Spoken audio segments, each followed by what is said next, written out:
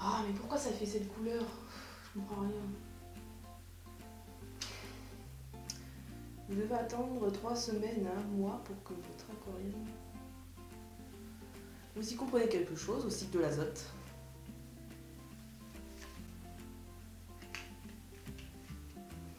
Moi, je vais vous expliquer. Générique.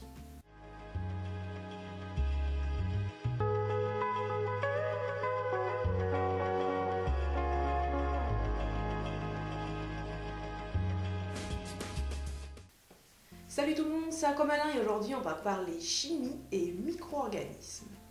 Alors oui, vous vous dites qu'avoir un aquarium à la maison, c'est super cool, mais vous appréhendez cette période de préparation appelée le cycle de l'azote, où il faut surveiller les paramètres de l'eau. Attention à l'ammoniac, le nitrite, le nitrate, les mauvaises bactéries et au décès de vos poissons. Vous ne comprenez pas forcément ce qu'il faut faire et comment tous ces paramètres interagissent entre eux. Mais pourquoi faut-il y faire attention? Et pourquoi ça s'appelle le cycle de l'azote, alors qu'il met en avant plusieurs réactions chimiques? Les matières azotées jouent un grand rôle dans l'équilibre biologique d'un aquarium. Elles sont indispensables à la vie des animaux et des plantes. On les retrouve la plupart du temps dans la nourriture. Elles apportent les protéines, les acides aminés, le nitrate et l'ammonium nécessaires à leur survie, mais aussi par les plantes via leur dégradation. Les organismes vivants vont donc consommer une partie de ces matières, nourriture, déchets, et les rejeter sous forme de résidus transformés, par exemple l'urée, les protéines dégradées, etc. Mais à forte concentration, ces résidus peuvent devenir très toxiques vis-à-vis des animaux. Cependant, et c'est là que cela devient très intéressant, c'est que des réactions chimiques naturelles vont se charger de les transformer et de réguler cette concentration. Le cycle de l'azote, c'est donc une succession de réactions chimiques naturelles qui va transformer l'azote N en substance organique, par exemple l'ammoniac, l'ammoniac, le nitrite, le nitrate et l'azote gazeux N2. C'est grâce à l'azote que l'aquarium va pouvoir atteindre son équilibre biologique, car il est à la base de ce processus, d'où le nom cycle de l'azote. Le cycle de l'azote est composé de 3 étapes: l'ammonisation, la nitrification et la dénitratation. L'ammonisation, c'est la première étape de dégradation biologique. Durant les 2 premières semaines, des bactéries du genre Bacillus, Pseudomonas ou Bacterium vont consommer et assimiler les matières azotées organiques. Souvenez-vous, l'urée, les protéines dégradées, etc. Suite à cette consommation, elles vont à leur tour rejeter des acides aminés, des petits morceaux de protéines, et des dérivés de l'ammoniac, NH3 et NH4+. L'ammoniac, NH3, est un gaz. Une fois qu'il est dissous, il va changer d'orthographe et devenir l'ammoniac, que l'on appelle ammonium sous forme ionique, c'est-à-dire NH4+. Dans un bac d'eau douce, il y a peu de chances de rencontrer la forme gazeuse, car le pH est inférieur à 8. Quoi qu'il en soit, le seuil de toxicité pour ces 2 espèces chimiques est bas. Il ne doit pas excéder 0,01 mg par litre ou ppm pour le NH3 et 0,5 mg par litre pour le NH4+. Au-delà, cela devient dangereux pour l'équilibre de votre aquarium. Pour réguler cette concentration en ammoniac, d'autres bactéries vont entrer en jeu. Et c'est là qu'on va passer à la 2e étape, la nitrification. Cette 2e étape de cyclage est en réalité divisée en 2 phases, la nitrosation et la nitratation. Dans nitrosation, il y a nitrite. Il est fabriqué par des bactéries du genre Nitrosomonas qui vont consommer l'ammoniac ou ammonium, NH4+, pour ensuite rejeter l'ion nitrite NO2-. Il représente une forte toxicité, aussi bien pour l'homme que pour le poisson. Chez un homme, on tolère au maximum 0,1 mg par litre de nitrite dans l'eau, alors que chez les poissons et les invertébrés, cela va varier entre 0,1 mg par litre et 1 mg par litre. C'est le cas du poisson rouge. Beaucoup de personnes impatientes veulent insérer leur poisson au bout de 2 semaines de rodage. Et elles ont tort, car à ce moment-là, le cycle de l'azote est dans une phase extrêmement toxique. Cela peut causer une véritable hécatombe. Pour respecter le biotope et les animaux, il faut au moins attendre la prochaine étape du cycle de l'azote, la nitratation. Et oui, tout ce nitrite va bien quelque part, et c'est les bactéries appelées nitrobactères qui vont s'y coller. Elles vont à leur tour consommer l'ion nitrite pour rejeter de l'ion nitrate, NO3-. Tout comme la nitrification, ce processus de nitratation résulte d'une réaction d'oxydation. Le nitrate, contrairement à son prédécesseur, est beaucoup moins toxique. Des poissons peuvent supporter des concentrations de 100 à 150 mg par litre. Cependant, il faut rester vigilant car l'inconvénient du nitrate, c'est qu'il s'accumule constamment.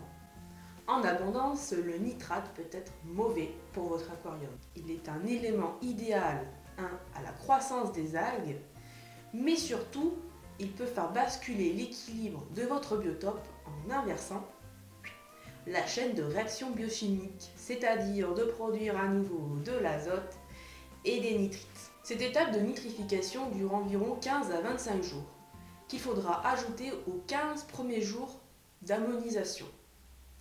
Autant dire qu'il faudra attendre au minimum 1 mois avant d'insérer les premiers animaux. Astuce, toutes les bactéries citées précédemment ont besoin d'oxygène. Ce sont des bactéries dites aérobies. Pour qu'elles puissent jouer leur rôle, pensez à leur apporter l'oxygène nécessaire par l'intermédiaire de remous à surface ou d'un petit bulleur. Mais du coup, comment fait-on pour repousser l'accumulation du nitrate ? Eh bien en passant par l'étape de dénitratation. Les plantes du genre Egeria et Léodéa ou Myrophyllum consomment régulièrement du nitrate de par leur croissance vertigineuse. Néanmoins, leur action reste insuffisante pour contrer cette production. La nourriture que l'on distribue est aussi un véritable fléau, surtout s'il est en excès. Souvenez-vous, elle est à la chaîne du cycle de l'azote. Urée, protéines dégradées, ammonium, nitrite, nitrate. Alors comment faire pour contrer ce problème ? En nourrissant beaucoup moins et en petite quantité. Nourrir une fois dans la journée suffit amplement. Il faut que le poisson consomme sa nourriture dans la minute qui vient. Il est aussi conseillé de laisser jeûner le poisson 1 jour par semaine, à la fois pour mettre de l'ordre dans son transit intestinal, mais aussi pour équilibrer votre biotope en évitant de trop le polluer. De faire des changements d'eau suivant votre volume et la biomasse présente dans votre aquarium, il faudra effectuer un renouvellement d'eau de 10 à 20% par semaine par rapport au volume total, afin d'apporter une eau propre et dépourvue de nitrate. Pour les plus expérimentés d'entre nous, on peut investir dans des appareils spécifiques. L'avantage de ces appareils, c'est que contrairement au changement d'eau, ils n'influencent pas sur les variations de température, le déséquilibre bactérien et l'ajout éventuel de polluants, par exemple les métaux lourds, le chlore, etc. On a vu précédemment que l'étape de nitrification s'effectuait par oxydation, en présence de bactéries aérobies et donc qui ont besoin d'oxygène. La dénitratation, elle, va s'effectuer par une réaction de réduction avec des bactéries dites anaérobies et qui donc n'ont pas besoin d'oxygène. On passe donc à du nitrate NO3 à de l'azote moléculaire gazeux N2. Pour recréer ce processus de dénitratation, on peut donc utiliser des filtres qualifiés de dénitrateurs qui vont permettre de loger des bactéries anaérobies telles que les azobactères et les thiobacillus. Ces dernières vont utiliser le nitrate comme source d'énergie à défaut de ne pas avoir d'oxygène. 2. De la résine spécifique en la plaçant dans le filtre. Elle va capter les ions nitrate NO3-, puis les rejeter en rinçant la résine à l'eau claire. 3. Par l'intermédiaire de souches bactériennes qui vont consommer le nitrate, en versant une dose de ces bactéries directement dans l'eau de l'aquarium. Toutes ces solutions sont assez efficaces à condition de respecter les procédures et les délais d'utilisation. Néanmoins, elles restent assez coûteuses sur long terme, notamment pour la résine et les ajouts bactériens. Allez, petit récapitulatif de ce cycle de l'azote. 1. Les matières azotées produites par les organismes vivants vont être consommées par des petites bactéries. Ces dernières vont les rejeter sous forme d'ammoniac. 2. Cet ammoniac va être absorbé par les nitrosomonas qui à leur tour vont rejeter du nitrite. 3. Les nitrobactères vont se jeter sur les ions nitrites pour fabriquer du nitrate. Et enfin 4. Les plantes vont puiser en partie dans ce nitrate pour se développer. En tant que débutant et aquariophile, comment faire pour surveiller l'évolution de ces paramètres chimiques? Vous avez à disposition dans les animaleries et les sites internet spécialisés des tests qui vous permettent de mesurer le taux de concentration des paramètres qui composent le cycle de l'azote et bien plus encore. Il existe des tests en bandelettes qui par contact avec l'eau vont afficher des valeurs avec une approche colorimétrique. Ces variations de couleurs vous indiqueront la teneur en milligrammes par litre de chacun des paramètres à surveiller. Ce produit, contenant des bandelettes, est à petit prix, mais très peu conseillé dans le milieu de l'aquariophilie, car il est jugé très imprécis. En effet, les variations sont approximatives et n'aident en aucun cas à surveiller de près ces paramètres, surtout lorsqu'il s'agit de maintenir des espèces exigeantes. On vous conseillera à l'inverse les tests en gouttes, disponibles en mallette ou en boîte individuelle.